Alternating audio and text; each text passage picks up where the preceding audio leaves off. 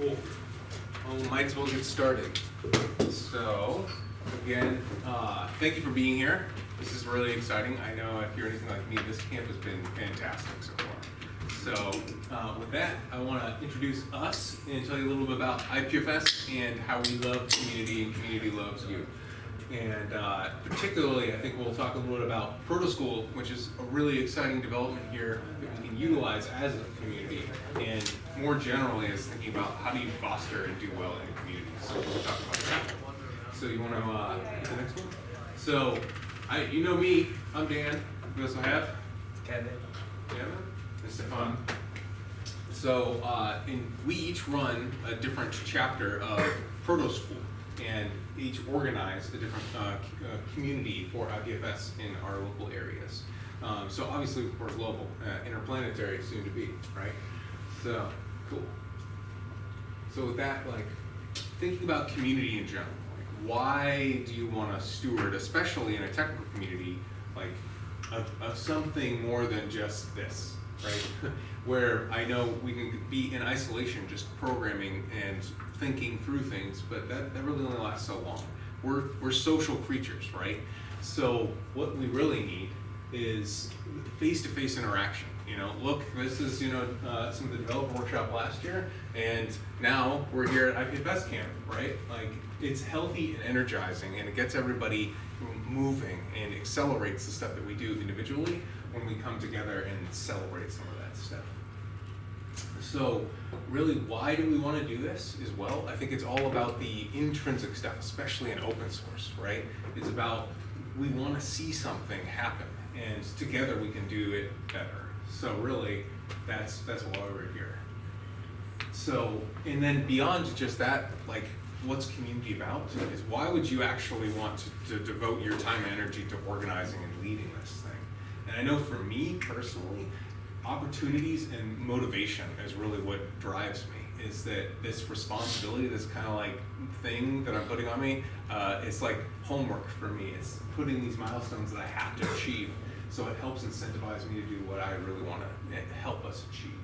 And as well as professional development. If you want to lead one of these groups, like, it really enables you to do some cool stuff. I mean, like, example, I get to be here because of some of the work that I've been invited to do, which is awesome, So you get to be the front line of basically when people hear about whatever your community is, and IPFS in this case, they come to you first, and you get to help connect people to that. So that's pretty awesome.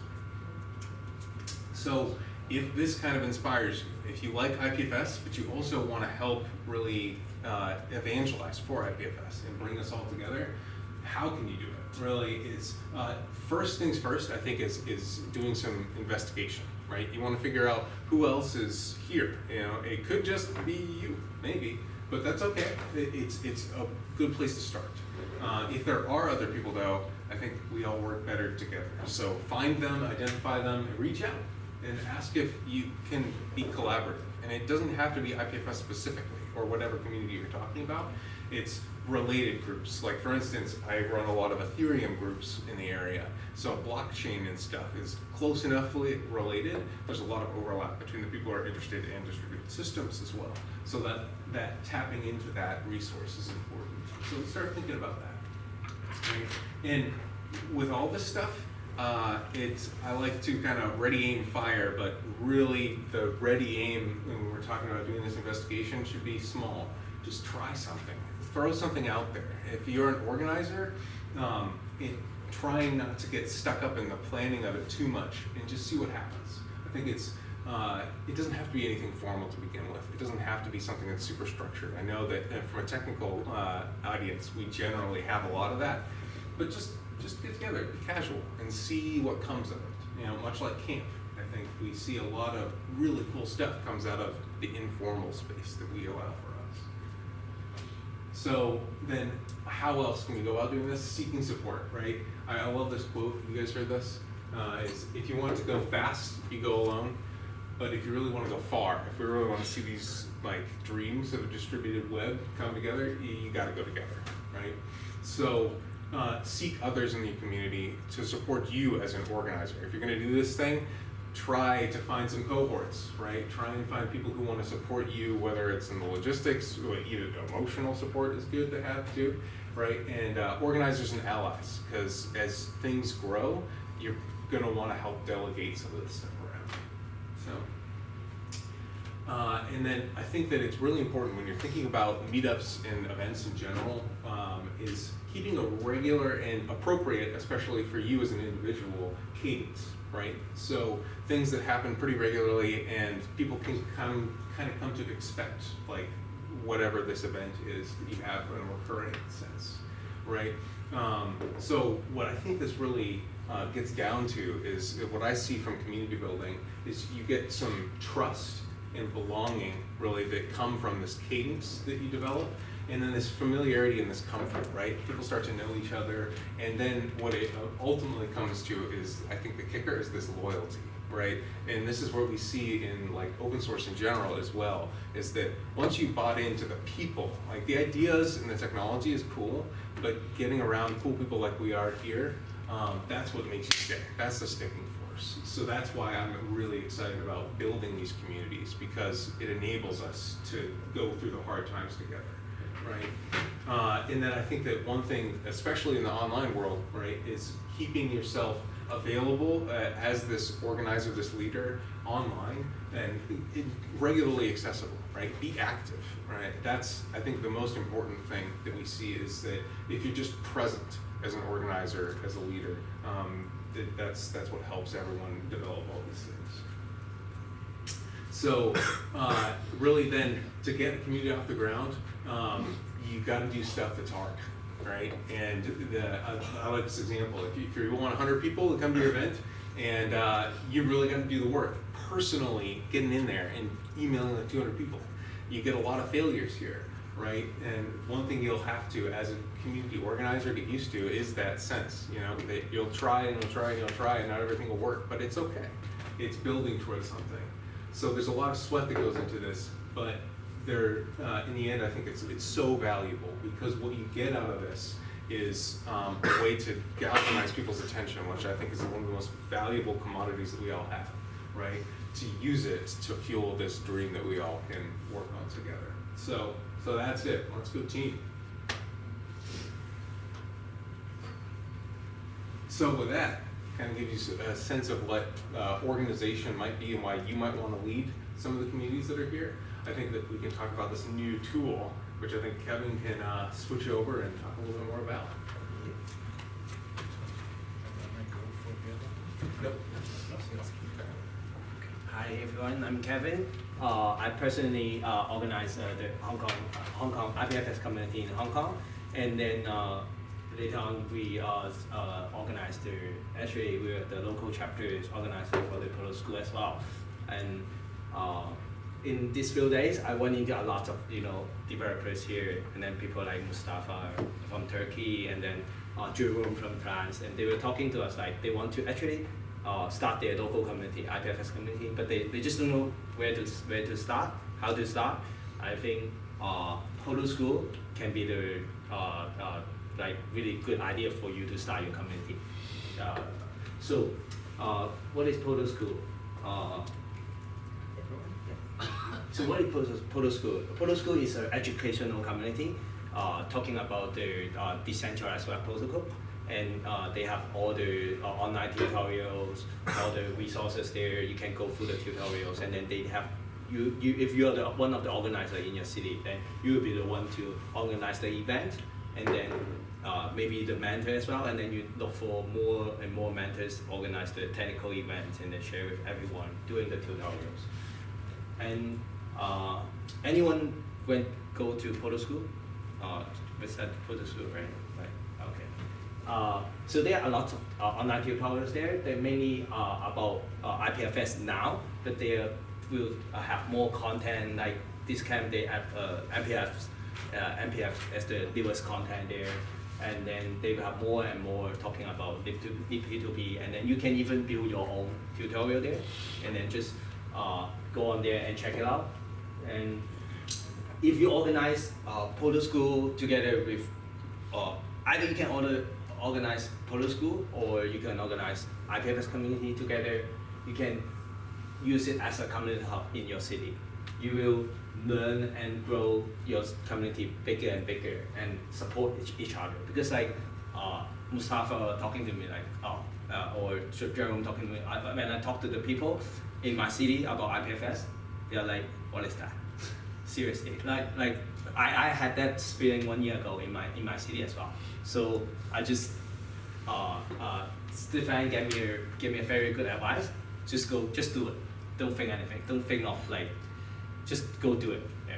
And then it will be the first advice. Just do it. And then you will do it step by step, and then with all the information here.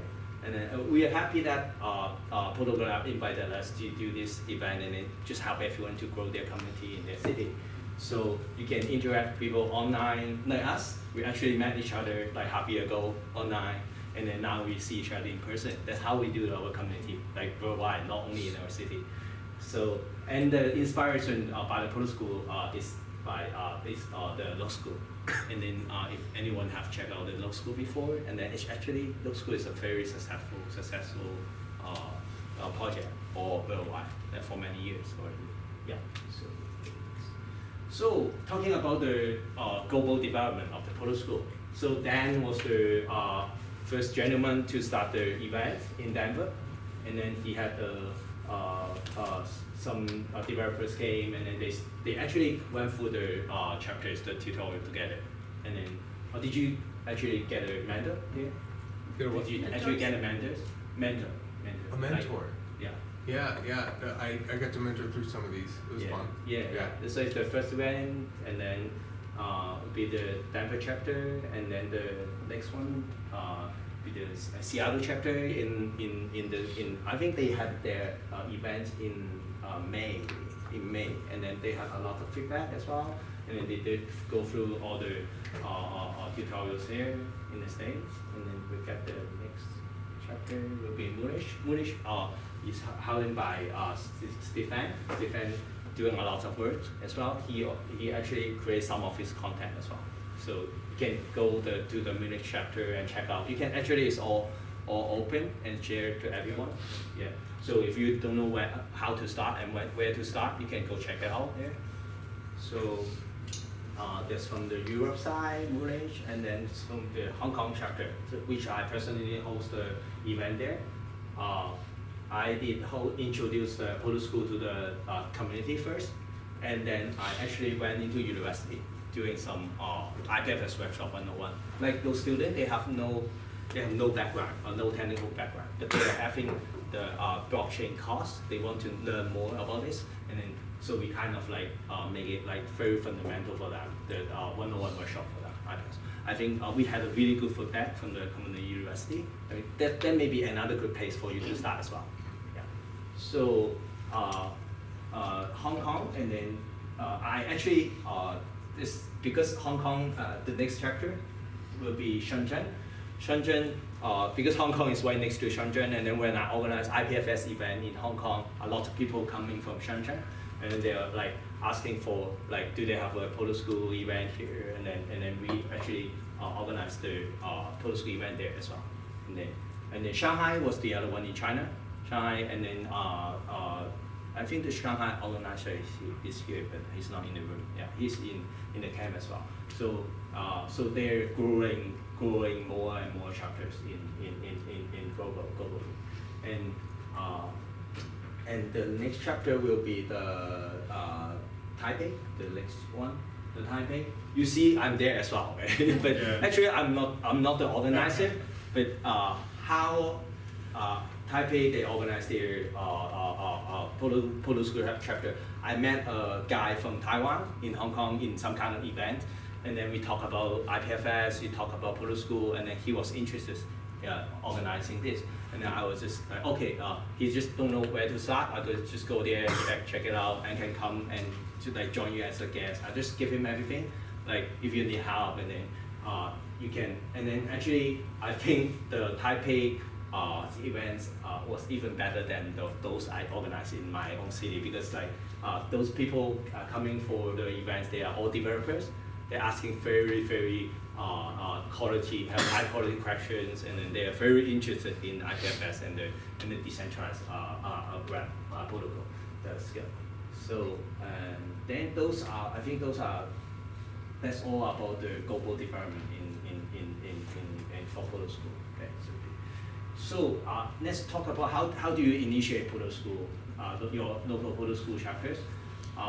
You can go to either the website, the website they have a can see all the links, guide you through there, or just go to the Proto School GitHub.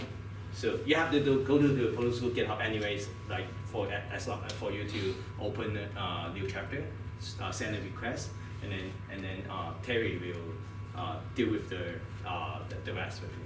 Yeah. And then how do you actually bring your Proto School into your local community? Let's say for us, I have one IPFS community. It's easier for me to bring Proto School into the IPFS community.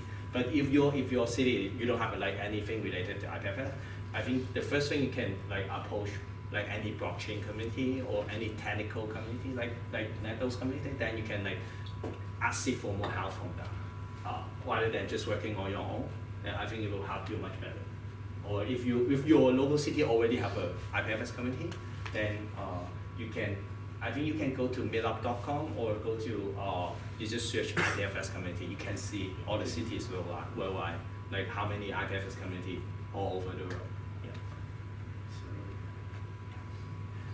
So, and I was talking about you can create your own Proto School tutorial. So there are some online tutorials there already.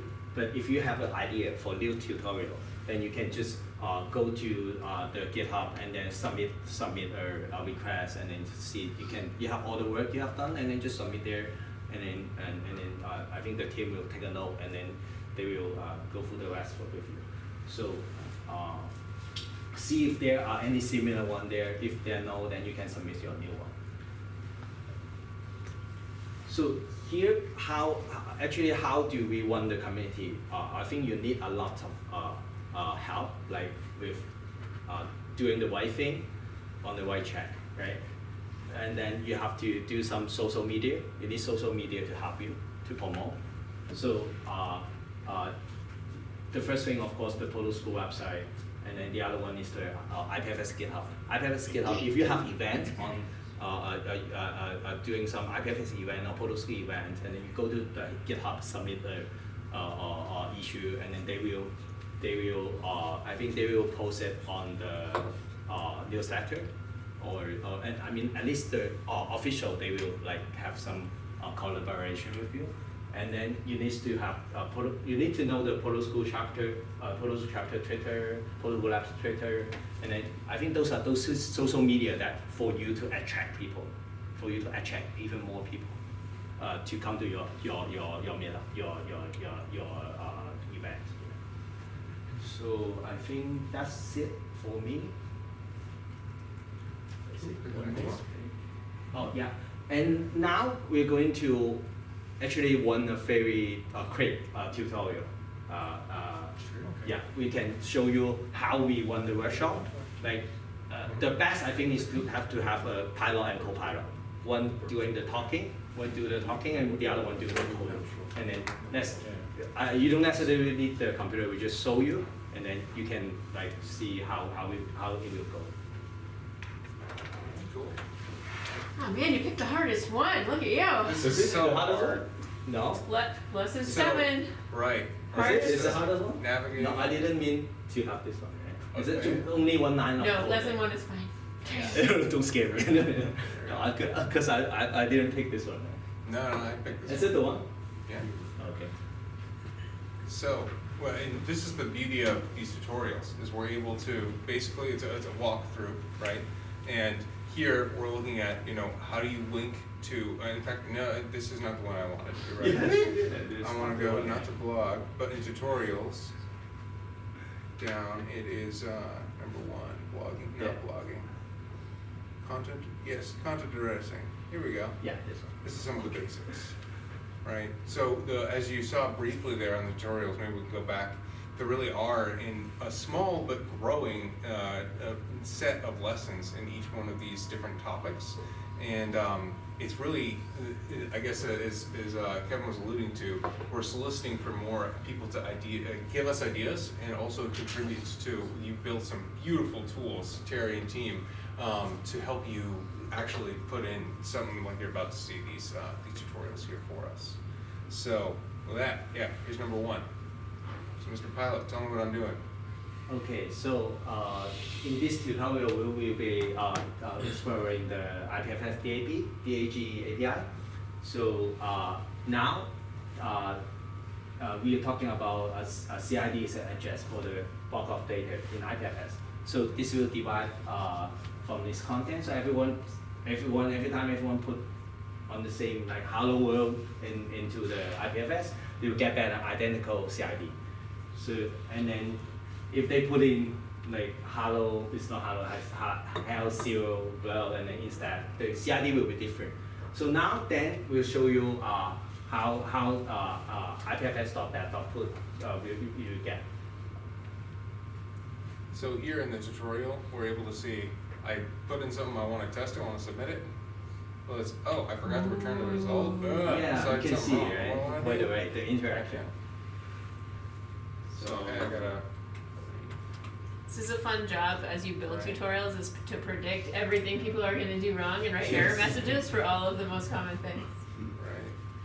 So let. So Kevin, what am I doing here? So now Dan just forgot to return the result. Yeah. So now I have to return out. Oh, I was expecting something different, yeah? Yes. Because I need to read the instructions. Right. But so the beauty of this tool is that I'm able to be prompted and pushed right in the right direction, very much like some of the Node School tutorials. So test value 1. Right.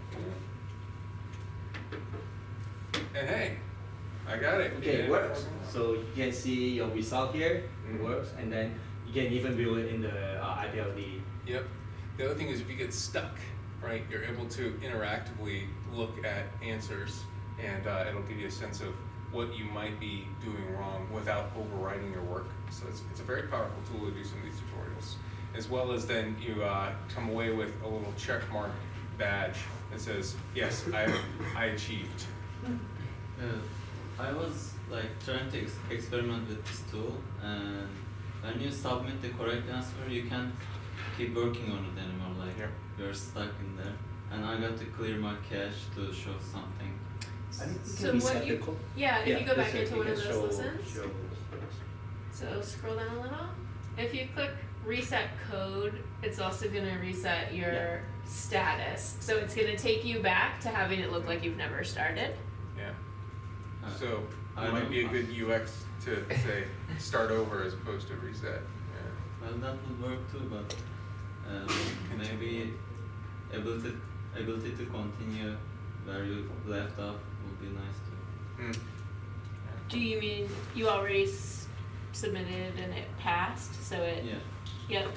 Yeah, and I want to show like if I change this 1 to 0, what would happen without resetting the code. Hmm. Yeah. Yeah. Yeah. That's the kind of thing that you can log an issue about in the repo that makes up that website and make suggestions for UX. Feel free to put that in with like an example of the kind of thing you were trying to do and what's the other UX that you would have enjoyed seeing. There's a lot of work for you guys Yeah. to work on. So yes, please, it help us make this thing better so that we can all use it to help fuel like the meetups that we all want to see back in our own local communities. So with that, let's do some pro tip design, right? So I think that before we dive into it, I think I gave you the seed before. Has anyone thought of any ideas about like what was the key indicators for the things that you found valuable at meetups? Like the one thing was this was really good and why I thought it worked. Yeah, has anyone got those? I see a few maybe around, but Stefan, I think we'll go around and grab some of these. And So when we come back to that. Something for me?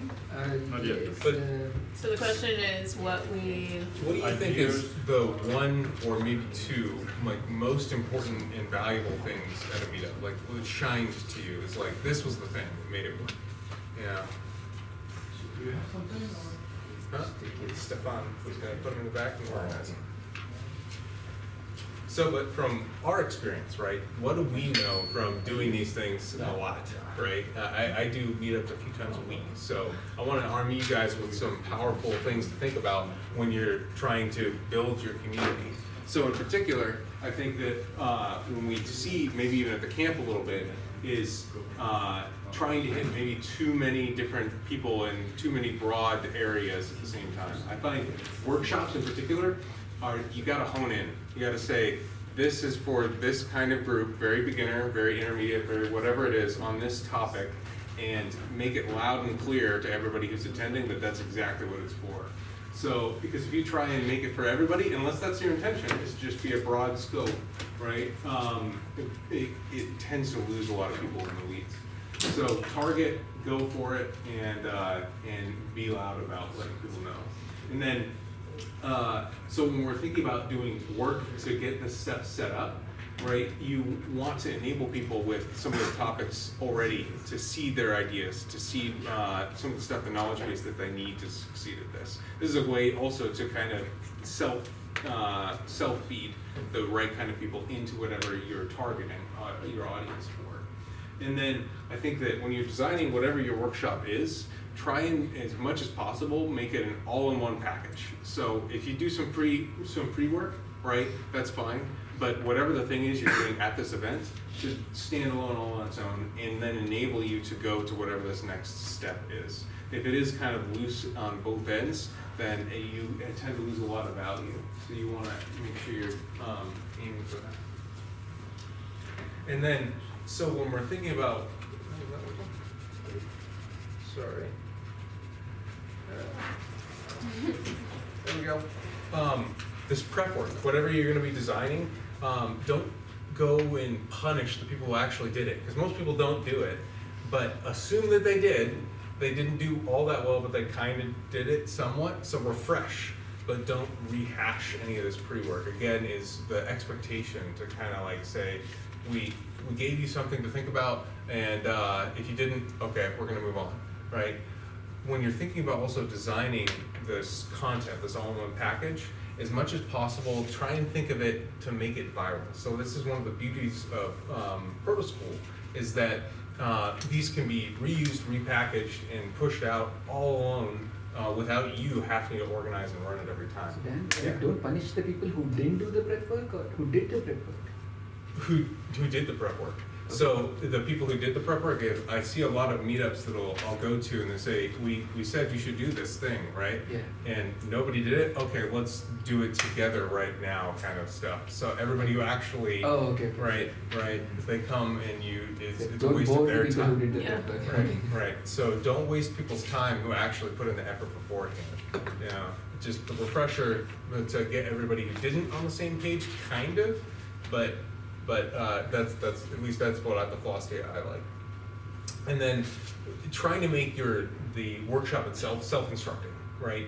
As a matter of fact, like what you'll see again in Proto School is that you can walk through it on your own. You don't need a leader, and whatever your workshop is, designing it such that somebody can watch it and potentially get some resources out of band from you to do it themselves, right? So they can fork it, they can expand it. And then one thing that we see a lot of is asynchronous points. So like if I'm giving a technical talk, and we see this in some of the demos, where I'm working through something and then we get to a point where we'd like everyone to come to.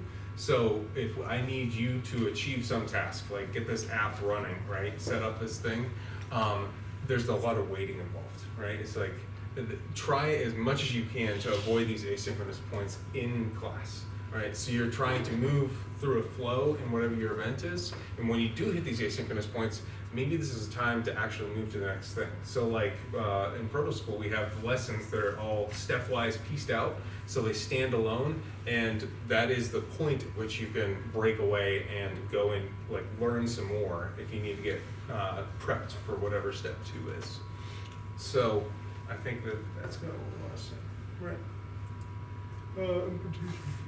So as we illustrated just a moment ago, right, having a pilot and a co-pilot, right, can be a really powerful tool here. And especially if you're doing live coding, somebody can actually be going through and progressing through the workshop as opposed to speaking through what they're doing at the same time. If it's well orchestrated, it's a very good flow that really, again, it helps you avoid some of this asynchronous stuff. It's because you don't have to wait on everybody coming to the same page. You as a presenter just have to wait on your co-pilot coming to the same page as you. So this is a powerful tool to help really engage people and keep everybody on the same page. All right. And then one thing that I think that Protocol Labs did really well is giving us a checklist, right? Which I can point you to these slides afterwards to go more through in particular about how do you actually get ready for one of these workshops and thinking about like all the caveats. Really the key takeaway here is think about what could possibly go wrong. Assume everything is gonna go wrong and plan for it, right? And if everything does go wrong, you'll have that available for you. So with that, I think we want to turn it over to a fun activity. So we very much like with some of the things we talked about, some of these topics, right? And thinking about some of these things that we brought together. And Stefan, I think you can go over in particular some of the things. I would like to say something about my personal experience. Is that okay? Because what is very important from my perspective is your own motivation.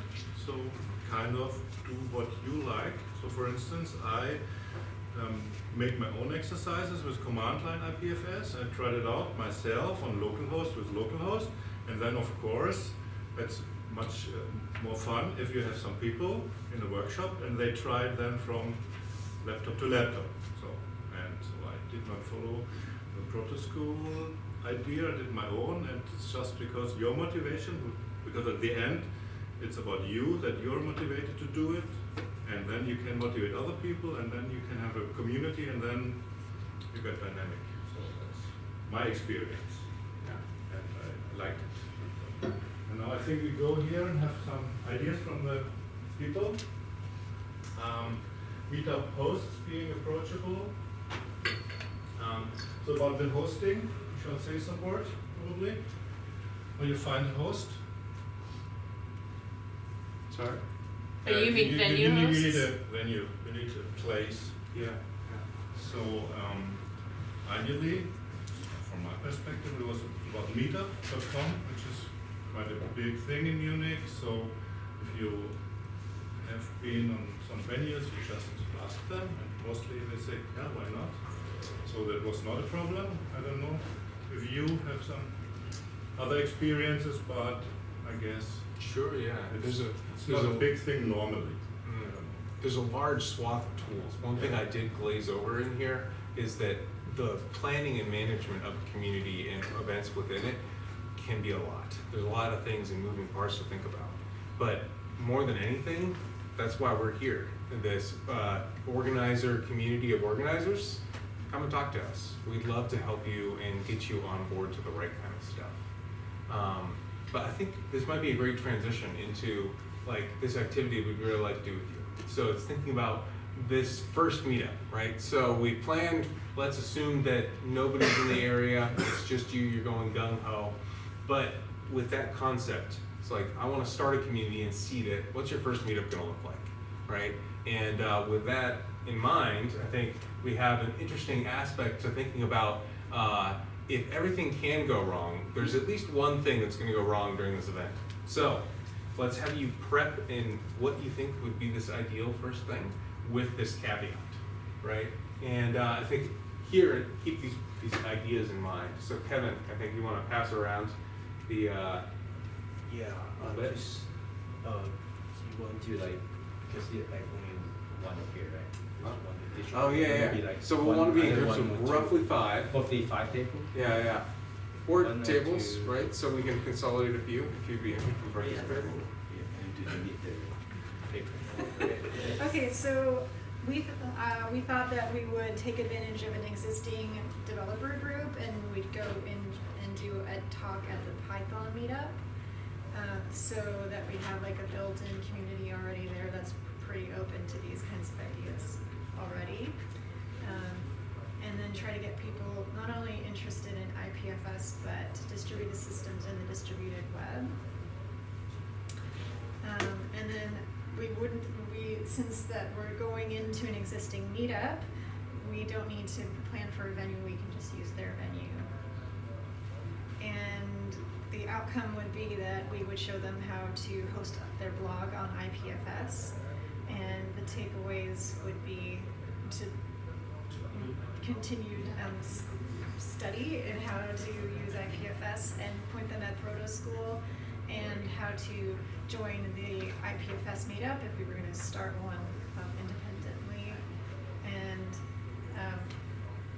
they can sign up for the IPFS newsletter and things like that, other resources where they can continue their interests. What was And our then sneak our, attack? yes, our sneak attack scenario was that your speaker or mentor can't make it to the event at the last minute, which in this case is us that can't make it, so. So we had 2 ideas for that, I think. One was if in the case where you don't have like a backup person, your co-presenter, hopefully you have a co-presenter that you want to go in with. If that person can't make it or you don't have one, then maybe you can provide some resources, that like a lesson plan or something, a guide that they can go through on their own without you, or hopefully you can do it remotely through Skype or something like that. Yeah, phone a friend. If you can't Phone be a there, friend. maybe somebody remote can come in. As long as logistically it's possible, you know, like we've got a place that we can present on. It's a good tool. Cool. Thank you, Marty.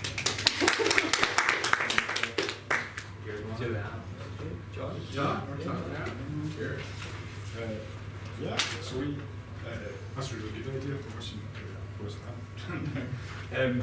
We similarly wanted to target, or sorry, we thought we would target a technical audience first, and we picked the maybe local JavaScript communities because it's a large group. There's already existing people, and there's a chance that they're going to be interested in peer-to-peer web. What we proposed was actually an initial informal meetup to try and get a gauge of who the most interested people in the local community might be, and what sort of things that they're interested in, why they come along, so that we know what to target. So our suggestion was going to existing JS lists and trying to post there, and any personal contacts of people who might be likely. We proposed just an informal meeting in somewhere like a cafe or a bar, and maybe do a 10-minute introduction as to why you'd be interested in any of these things, why you should be excited about it, and then broadening it out to a more general discussion to try and get, if you're really interested in IPFS, or you're really interested in Scuttle or whatever it happens to be, or particular use cases. Yeah, and I think that was our plan. And I think our random disaster was having explicitly targeted really technical audience. Half the people who turn up have no technical background or a more general one, and that's a really tough one. I think our idea was if we're giving a informal high-level talk, then at least that's giving an overview, which is hopefully useful to everyone, and then I think at that point you're facing whether you're wanting to, what happens in the next meetup? Are you continuing to focus on one community, or is it because half the group in the first meeting you take in a different direction? And I think it would be better to be honest up front as to which decision you're making and stick to it, and then saying, you know, it's brilliant for showing up, we love your enthusiasm, and here are our resources or point you in the direction of things you may be more interested in. Or you may do that to the devs and decide that arguing about politics or playing Barcelona is more important. So, that's it. That's really good. Something I really like when presenters do it is to take a little poll at the beginning of their talk and do like, how many people feel like super comfortable with this topic already and they think they already know everything there is to know? Who's raise hands? Who's super new? Just get a sense for people's own, and it could be who's really technical, who's kind of works on the business side.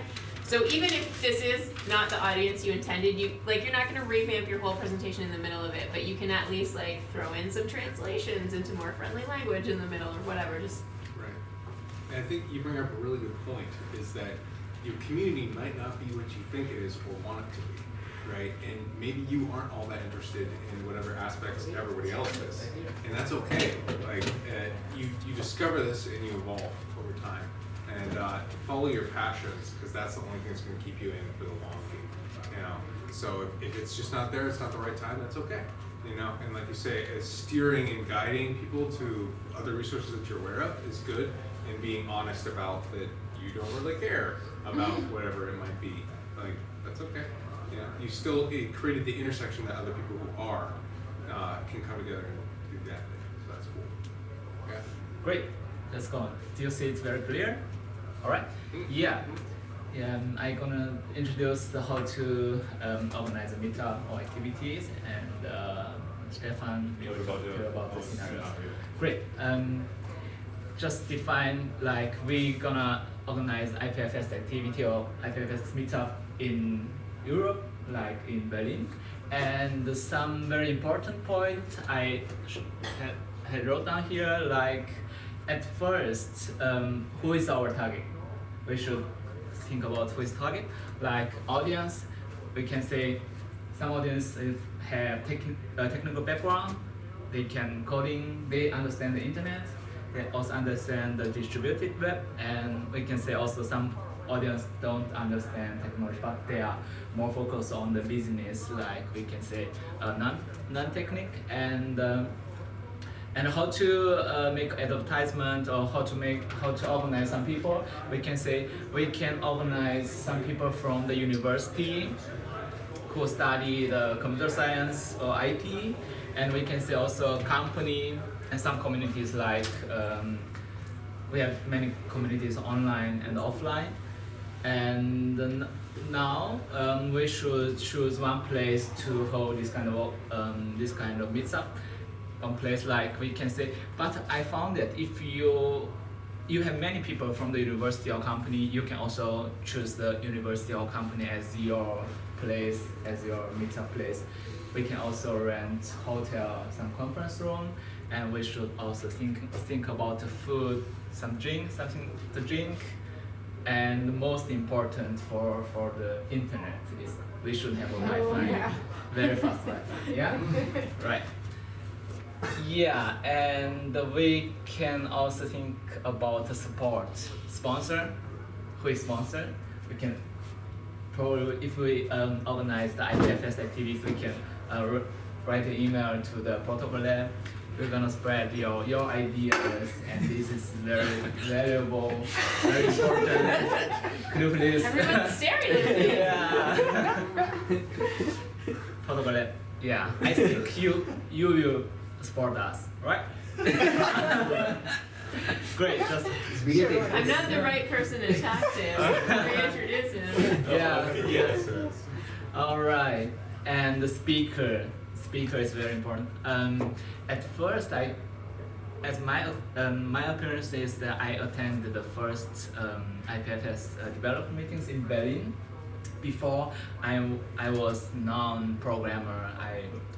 I didn't do something coding, but after I attended your developer meetings in Berlin, it was the first developer meeting, and it was so attractive, your culture and your idea, what you want to do to replace HTTP protocol to interplanetary file system, and I think it is very, very attractive. So at first, I think I can also act as a speaker in the meetup in Europe or in Berlin, and we can also invite some people from protocol lab, or we have many ways to deal with this kind of problem. All right, and keynote is also very important. What we are going to talking about, and yeah, we have keynote. We can also organize group activities. And right, so feedback is also very important. Why? The most important, how to maintain this meetup, how to do it regularly, 1 month, 2 months, or 6 months, half a year. And we should think about feedback. Is like we can get feedback online, like on Twitter or email or meetup on the web, and also offline. We're gonna meet if someone is really, after attending this activity, is really interested in the IPFS technology. We can meet up regularly as a small group. So this is my idea. Okay. So, and the scenario was that you messed the organization up and there are double as much people as you expected or as you can have in that venue. And the idea, from my experience, it's always that mostly in the companies, and they have always pizza and beer, and that's normally not where the talk is. So then you say, okay, you take half of the pizza away, you get with one half, have your pizza, take your time, let us do the other half, our stuff, and after half of the time we change it, we bring the saved pizza again, and so that would be the idea how I would try to solve that problem.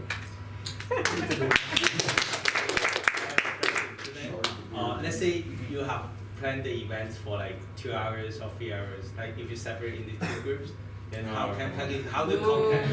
Because it's because that scenario is real case. You know, Polka Dots, Gavin he went to Hong Kong. Yeah, for meetup, Gavin he went to Hong Kong for meetup, and then there were like 2 organizers there, and then they individually advertise and then in the community, and then I was there, and then but they original target for 50 people, but there were like 100 people there. So the venue couldn't like have so many people there. So they stopped people for going in. So I think it's a very bad organizing. As an organizer, people, if I cannot get in this time, I won't come back. Like if I'm the attendee. So this will really happen to Polka Dots, like what they have been there. But they are not the one to organize it. They ask someone to help.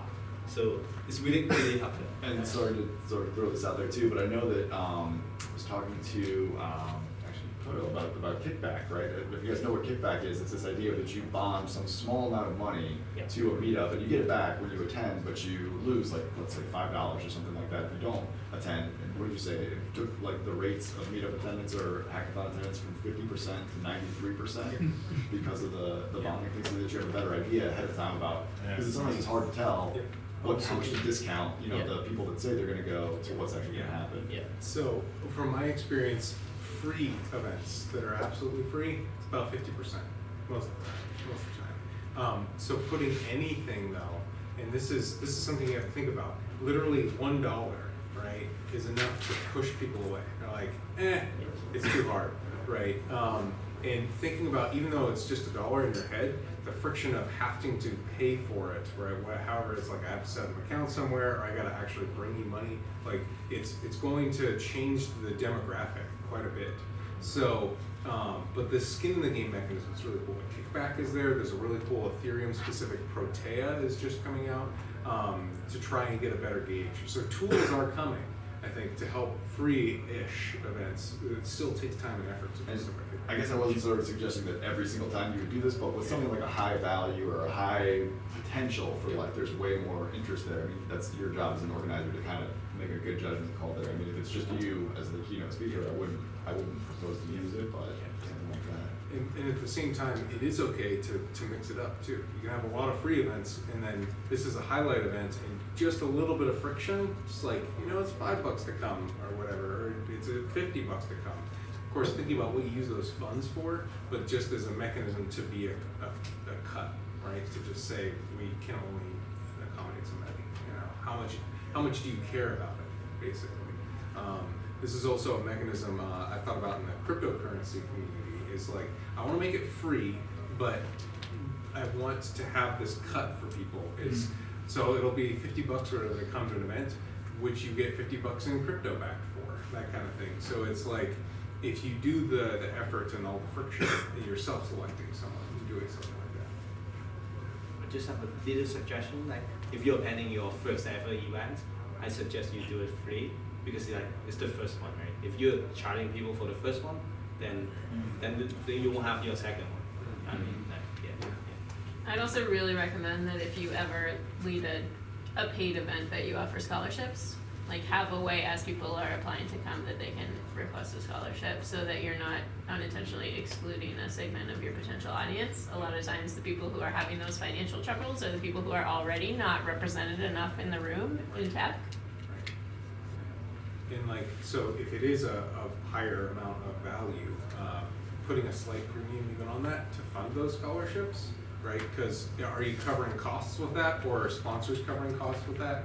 Like, who's actually paying for the thing? And if you can get it such that it's just a friction mechanism to try and select people, then yeah, all those funds can be used directly to let others come, you know? So if you go into enough effort to ask nicely, that's, you know, might be what you want. This is a crazy idea, but do people know about pool together? It's a no loss lottery. It's essentially like kickback, but then the interest. So it's locked up for like 30 days, and it generates some amount of interest sitting there, and then that interest is a lottery, and that could go to like scholarships potentially. So that way, it's free for everybody to come. You have the friction to show that they're interested, and then you can fund people out of that as well without even charging anybody in the first place. So what they're doing in Munich is that they announce the event, but in, let's say, 10 days you can register then. So if you're not interested, you will forget it. If you're interested, I have to, and then that's what some meetups are doing. Yeah, I think we're running out of time. Yeah. Yeah, so thank you. Thank you. If you guys have any questions,